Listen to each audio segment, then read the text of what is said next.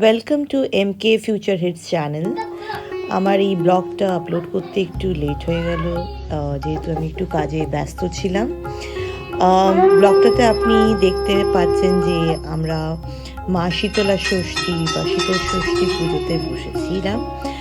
আর এই মানে ফাস্টিংটা মূলত মাঘ মাসের শুক্লা ষষ্ঠী তিথিতে পালন করা হয়।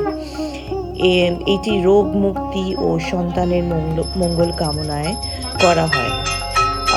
আমার মা বলছিল যে আমার মাকে আর ছোট ঠাকুমাকে হাতে একটা একটা করে কুল দিয়ে মা ষষ্ঠীর গল্প শোনাতো, আর তারপরে ওই কুলগুলোকে জলে দিয়ে দিত।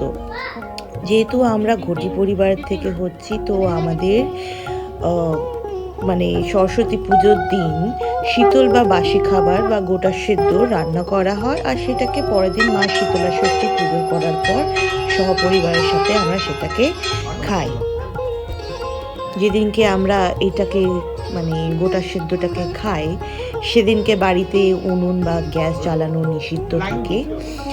আর এই ফাস্টিংয়ের মাধ্যমে মা শীতলা পরিবারকে জল বসন্ত, হাম বা অন্যান্য সংক্রামক রোগ থেকে রক্ষা করেন বলে বিশ্বাস করে মায়েরা এই ফাস্টিংটা করেন। আপনারা ভিডিওতে দেখতে পেলেন আমার মা দই আর হলুদ দিয়ে নিজের সন্তানদেরকে ফোঁটা দিচ্ছে মা শীতলা ষষ্ঠী পুজো করার পর। তো এই মাঘ মাসে শীতল ষষ্ঠী পুজো হলো রোগ মুক্তির ব্রত, যেখানে ভক্তরা মা শীতলাকে শীতল ভোগ নিবেদন করেন ও গোটা সেদ্ধ খেয়ে পরিবারের শান্তি ও সুস্থতা কামনা করেন। আশা করি ব্লগটা আপনার ভালো লেগেছেন। আপনারা ভালো থাকবেন, সুস্থ থাকবেন, সেফ থাকবেন, আর কমেন্টসে লিখে জানাবেন কেমন লাগলো। Take care, by.